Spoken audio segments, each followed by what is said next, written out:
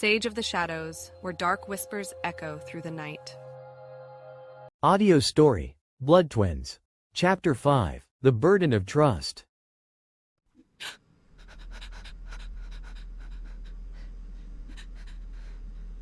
It took a few hours before the girl opened her eyes. She jolted awake as if escaping an unseen threat, her body thrumming with tension. Her wide, terrified eyes darted around, absorbing every detail. The rough stone walls, the iron grates casting fractured shadows, and finally, the older man seated a cautious distance away.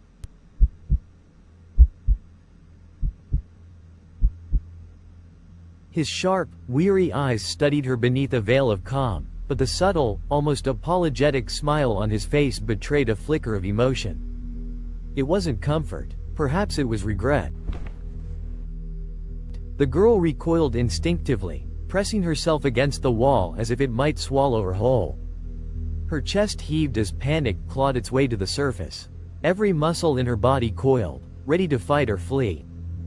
"You don't need to be afraid," the man said at last, his voice low and deliberate, the kind of tone one might use to calm a wild animal. Her scream shattered the suffocating silence. It was raw and unrestrained, startling even herself. The man froze, his expression tightening. For a moment, he seemed to weigh his options. He raised a hand slightly, almost a gesture of surrender, but the movement only deepened her panic. He sighed, the sound heavy with resignation, when he stepped back until the dim light swallowed him. His shadow lingered a moment longer before disappearing entirely. The girl was alone again. Her breathing came in shallow bursts as she tried to process what had just happened. Her surroundings loomed over her like an oppressive specter. She scrambled to her feet, her bare toes skimming the cold, solid floor. Every surface she touched, the rough walls, the unforgiving iron bars, seemed designed to remind her there was no escape. Panic bubbled beneath her skin further, her movements frantic as she searched for any weakness in her confinement.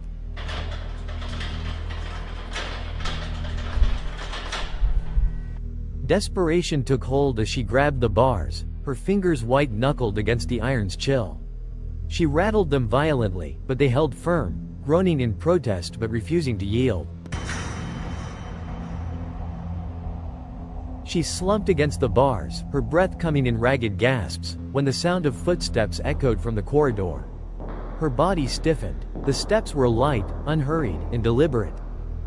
Fear crept up her spine as she pressed herself into the shadows, her heart pounding a deafening rhythm in her ears. When the figure emerged from the gloom, she blinked, her breath catching.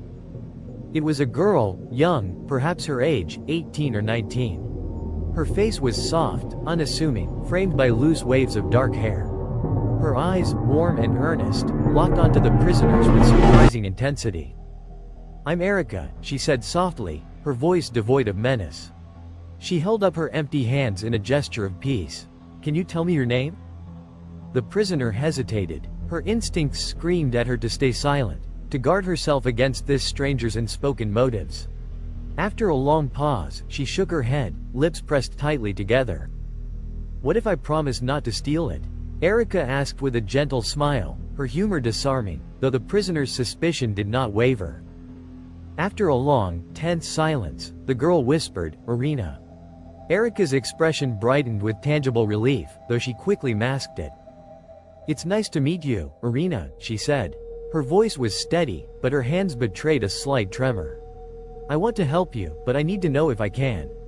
My family's safety depends on it." Arina's brows furrowed, suspicion blooming anew. What did this girl want from her? Help came at a price, always. People like Erika, with their soft voices and kind eyes, often hid sharper fangs than those who didn't bother pretending. "I won't do anything," Arina said finally, though doubt weighed heavily in her tone. Her words felt more like a shield than a promise. Without another word, Erika pulled a key from her pocket and unlocked the door. The sound of the bolt sliding free was deafening in the quiet space. She stepped aside, leaving the way clear. Arina stepped forward hesitantly, her movements slow and deliberate. She watched Erika closely, searching her face for any flicker of deceit. The air between them was thick with unspoken tension. Even when their eyes met, Erina's expression remained guarded. "Follow me," Erika said, her tone soft yet firm. She turned and began walking without looking back. Arina followed Erika into the house, her senses sharpened by unease.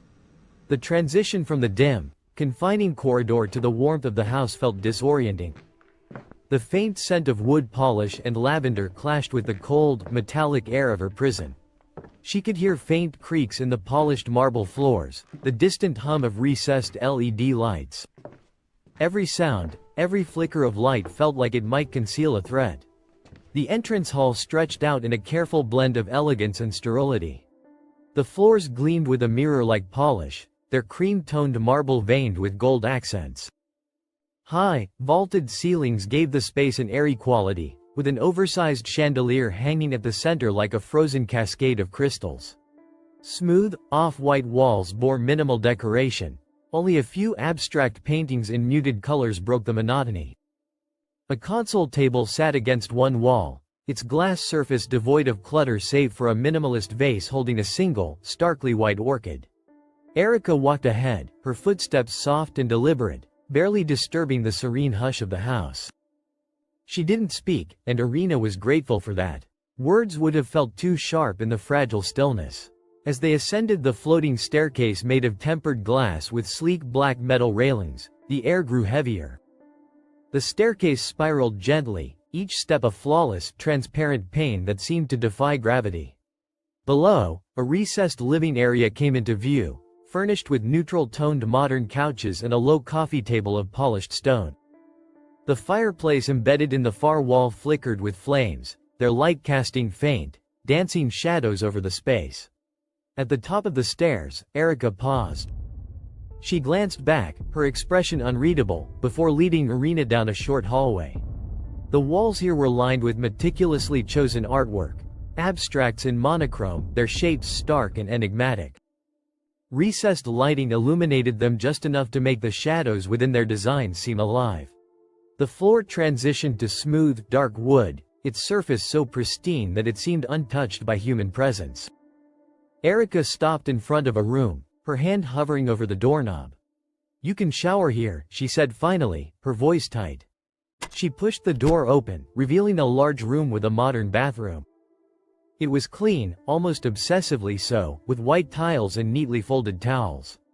Frosted glass enclosed the walk-in shower, its chrome fixtures gleaming. A rectangular vanity stretched along one wall, its surface flawless, interrupted only by a row of perfectly aligned toiletries. A wide, backlit mirror reflected the room's austerity. "I'll bring you clothes. Take your time," Erika added. Arina stepped inside cautiously, her eyes darting to every corner of the room. Her instincts screamed at her to turn back, but she forced herself to nod. "Thank you," she murmured, her voice barely audible. Erika hesitated for a moment, then closed the door softly behind her. The sound of her retreating footsteps faded, leaving Arina alone.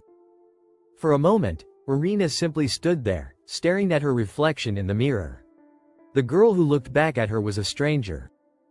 Her pale skin was marred by faint bruises and cuts. Her distrustful eyes, once a deep blue, now glimmered with crimson, a stark reminder of what she had become. She turned away, unable to face the truth staring back at her. The water sputtered to life with a groan, the pipes rattling as hot steam filled the sleek, modern bathroom. She stepped under the spray, letting it scald her skin. The heat was a poor substitute for comfort, but it was the only thing grounding her in the moment. Her body was lean and sporty, honed by years of survival rather than vanity. Faint scars crisscrossed her back, whispers of battles long past, their stories hidden beneath the bold lines of a tattoo. The ink sprawled across her shoulder blades, a raven in flight with wings outstretched, feathers dissolving into curling tendrils of smoke. It was striking but understated, a mark of freedom and resilience rather than menace. As the water poured over her, she whispered to herself, "What do they want from me?" Her voice trembled, the question hanging in the air like a ghost. She thought about Erika, her soft voice, her careful movements. She seemed genuine, but Arina knew better than to trust appearances. People could be kind to your face and stab you in the back the moment you let your guard down. And this family, they were hiding something. She could feel it in the way Erika's voice wavered, in the way the man downstairs had looked at her with something like guilt. The sound of footsteps outside the door jolted her. Erina's breath caught in her throat. "Are you all right?" Erika's voice came through the door, muffled but clear. "Yes," Arina called back, her voice steadier than she felt. "I'm almost done." Silence. Then the soft sound of Erika's footsteps retreating. Arina shut off the water and stepped out, wrapping herself in one of the neatly folded towels. She dried off quickly, her movements efficient and precise, as though staying still too long might make her a target. When she opened the door, Erika was waiting, holding a bundle of clothes. "I hope these fit," Erika said, handing them over. Her smile was shy, almost apologetic. "They were mine." Arina nodded, clutching the clothes like a lifeline. They smelled faintly of lavender, the same scent that lingered in the hallways. The clothes were simple, yet there was a quiet comfort in them. The black t-shirt, soft and worn, molded gently to Erina's form, the fabric smooth against her skin. It wasn't tight, but it fit just right, as if it had been made for her. The pants, also black, were snug yet flexible, their material cool but not cold, like a second skin. The seams were straight, the edges soft from use, giving them an easy familiarity. They weren't anything extravagant, but they carried a trace of Erika's presence, and that small connection made them feel a little less foreign. "My family would like to speak with you," Erika said after a moment. She avoided Erina's gaze, her fingers twisting nervously. The smooth fabric of her gray sweater bunched between her hands, a faint sign of her unease. "Is that all right?" Arina stiffened. Her gut told her this was the moment she'd been dreading. Whatever kindness Erika had shown her thus far wasn't free. "Why?" she asked, her voice brittle, the single word carrying the weight of her mistrust. They need to know who you are," Erika said. Her words were careful, but there was an edge to them, an undercurrent of urgency that didn't escape Erina's notice. "You don't need to be scared. Trust me, please." Trust. The word hung between them, sharp and cold. Erina's chest tightened, but she forced herself to nod. The movement felt mechanical, like a puppet succumbing to its strains. She followed Erika down the hall, her footsteps deliberately slow and quiet. The corridor stretched before her like a tunnel, dimly lit and lined with abstract paintings that seemed to shift and twist in her peripheral vision. The soft hum of electricity buzzed in the air, a faint undercurrent to the growing tension. The house seemed to grow colder with each step, the once pristine modern design now taking on an unsettling sterility. The faint scent of lavender that had greeted her earlier was gone, replaced by something sharper, like metal or iron. Her senses sharpened further, and her eyes darted to the shadows that pooled in the corners, as if expecting them to move. When they reached the living room, Arina hesitated at the threshold. The room was larger than she expected, its high ceilings and minimalist decor amplifying the sense of space. The walls were painted a deep charcoal gray, with only a few shelves interrupting their uniformity. A large, rectangular wooden table stood at the center, its surface scarred and worn, a stark contrast to the sleek surroundings. Around it sat three figures. The man from earlier, the one who had watched her in the cell, sat with his arms crossed, his face a mask of calm indifference. His dark hair was neatly combed, and his sharp jawline cast a faint shadow under the overhead light. Beside him was a woman with sharp, calculating eyes and a faint smile that didn't reach her lips. Her auburn hair was pulled back into a tight bun, and her fingers tapped rhythmically against the table, the sound echoing faintly in the stillness. The third figure was a younger man she had already fought. His posture was casual, almost lazy, but his piercing gaze betrayed his readiness to act. He leaned back in his chair, one booted foot resting on his knee, a smirk tugging at the corner of his lips. Erika stepped aside, leaving Arina exposed under their scrutiny. The weight of their gazes pressed down on her, making the air feel heavier, more oppressive. "Please, sit," the woman said, gesturing to an empty chair. Her voice was smooth, like silk over steel, and carried an air of authority that left little room for refusal. Arina hesitated, her instincts screaming at her to run, but she forced herself to step forward.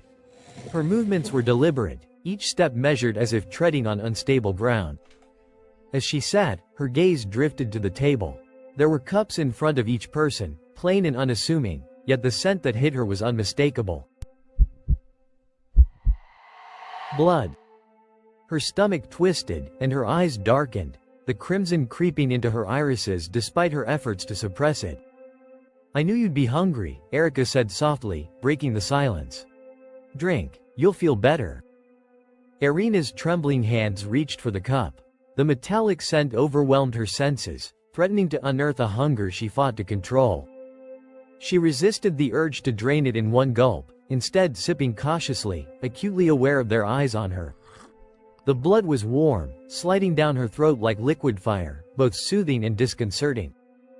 The younger man leaned forward, his gaze sharp. "Why did you surrender to that fledgling?" he asked, his voice cutting through the silence. Arina froze, her grip tightening on the cup. "Why do you think he was a fledgling?" she countered, her voice barely above a whisper, her tone steady despite the turmoil inside. The man's eyes narrowed. "His blood trail led me to you. The pattern of his kills was amateurish, sloppy. You could have easily overpowered him." Arina said nothing, her thoughts racing. Why were they so interested in this? And why had they brought her here? The woman spoke next, her tone gentle but probing. "You've been through a lot, haven't you?" she said, her eyes softening just enough to seem disarming. "We don't mean to frighten you. If you need help, we're here." Arina's lips pressed into a thin line. "I'm fine," she said curtly. "Thank you for your hospitality. Can I leave now?" The man from earlier, the one who had watched her in the cell, spoke for the first time. His voice was deep and steady, carrying an air of quiet authority. "Not yet. We need answers." The air in the room grew thick with unspoken words, the tension palpable, like an impending storm that might break at any moment. Arina's heart raced in her chest as she assessed her situation, her mind calculating every possible escape route. The eyes on her felt like a heavy weight, probing for weakness, for any hint of hesitation. "Why are you doing this?" she demanded, her voice slicing through the thick silence. "What do you want from me?" The younger man's gaze remained unwavering, his expression as cold as ice. "To see if you're a threat." Arina's breath caught, and in an instant, she was gone. Her body moved with a blur of motion, faster than any of them could follow. The door slammed shut behind her, the echo sharp and final as she disappeared into the night. Togi was up and moving before the last reverberation of the door faded. Erika's gaze shifted, worry creeping into her eyes as she looked to her parents. "That went well," she muttered, her voice tinged with disbelief as she glanced at the others. "What will Togi do? It's obvious she's no threat." Her father took a slow, deliberate sip from a cup filled with dark, crimson liquid, the rich scent of blood hanging in the air like a shadow over the room. He seemed calm, but the way he moved, his stillness, suggested he was weighing the tension as much as the situation. Erika's mother, on the other hand, had no time for patience. Her lips parted in an attempt to offer reassurance, but her eyes betrayed her, filled with concern that she couldn't quite mask. "Don't worry," her mother said softly, though the tremor in her voice gave her unease away. Her hand rested briefly on Erika's shoulder, the gesture intended to comfort but feeling strangely hollow. The fire in the hearth crackled faintly, casting flickering shadows across the room, their restless movements mirroring the growing unease that simmered beneath the surface. "How can I not?" Erika snapped, shrugging off the touch as if it burned. Her frustration surged, her voice cutting through the subdued ambiance of the room. "You know how he is. Wherever he goes, other vampires always die." The room seemed to still at her words. Her mother's expression faltered, the practiced calm slipping for the briefest moment. The ornate chandelier above them threw fractured light across her face, accentuating the worry lines etched into her features. "Togi knows what he's doing," her mother replied, though the words rang hollow, more like a plea than a statement. Her gaze flicked to her husband, searching for silent reassurance, but he remained stoic, his profile half lit by the warm glow of the fire. "That's not the point," Erika retorted, her pacing quickening as her boots tapped against the hardwood floor. The sound was sharp, a staccato rhythm that echoed her restless energy. It's not about him knowing what he's doing. It's about her. Arina isn't like the others. Can't you see that? She doesn't want to fight. Erika paused mid-step, her hands gesturing wildly as if her conviction alone could bridge the gap between her and her parents. The firelight caught the glint of emotion in her eyes as her voice cracked. If he doesn't see that, he'll. Her words faltered, the unsaid hanging heavy in the room like smoke that refused to dissipate. Her father finally set his mug down with a muted clink, the sound unnervingly loud in the strained silence. He leaned forward slightly, his broad shoulders framed by the high-backed chair that seemed almost throne-like in the moment. "Togi understands more than you give him credit for," he said at last, his voice measured but firm. "You may not like his methods, but he doesn't act without reason." "That's easy for you to say," Erika shot back, her tone laced with bitterness. "You're not the one who sees what happens after he's done with them. You're not the one cleaning up his messes." "Enough," her father interjected sharply, the single word cutting through her protest. "We all have roles to play, Erika. Togi's is to protect this family. Yours is to trust that he's doing what's necessary." Erika's hands clenched into fists at her sides, her nails digging into her palms as her frustration reached a boiling point.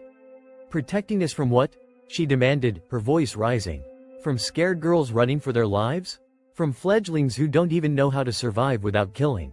That's not protection, that's a purge." Her mother's face paled, her composed facade crumbling as her eyes darted toward the window. The frost-laced glass reflected a distorted image of the room, amplifying the growing tension. "He won't harm her unless she forces his hand," she said, though her voice trembled now, the cracks in her confidence evident. Erika's laugh was bitter, almost mocking. "Forces his hand? Do you even hear yourself? You're gambling her life on Togi's restraint, on his judgment, and you know how thin that line is when he's decided someone's a threat." The chair scraped against the floor as her father rose to his full height, his tall frame casting a shadow that loomed over her. His movements were deliberate, almost calculated, as he crossed his arms and fixed her with a piercing gaze. "That's enough," he said, his tone leaving no room for argument. "Togi is hunting to protect us all. This isn't about Arina. It's about our survival." Erika stared at him, her chest heaving as if the air itself resisted her. His words echoed in her mind, but they offered no solace, no reassurance. She turned away from him, her gaze falling on the door, as though willing it to open and reveal a resolution that felt increasingly out of reach. "How can you be so sure?" she asked softly, her voice barely audible above the faint crackle of the fire. "What if he's wrong this time?" Her mother stepped forward, her hand once again resting on Erika's shoulder. This time, the grip was firmer, as if trying to anchor her daughter to the present. "We'll cross that bridge if we come to it," she said, though the tremor in her voice betrayed her uncertainty. "Right now, all we can do is hope that he sees what you see." Erika nodded faintly, her shoulders slumping as the fight drained from her.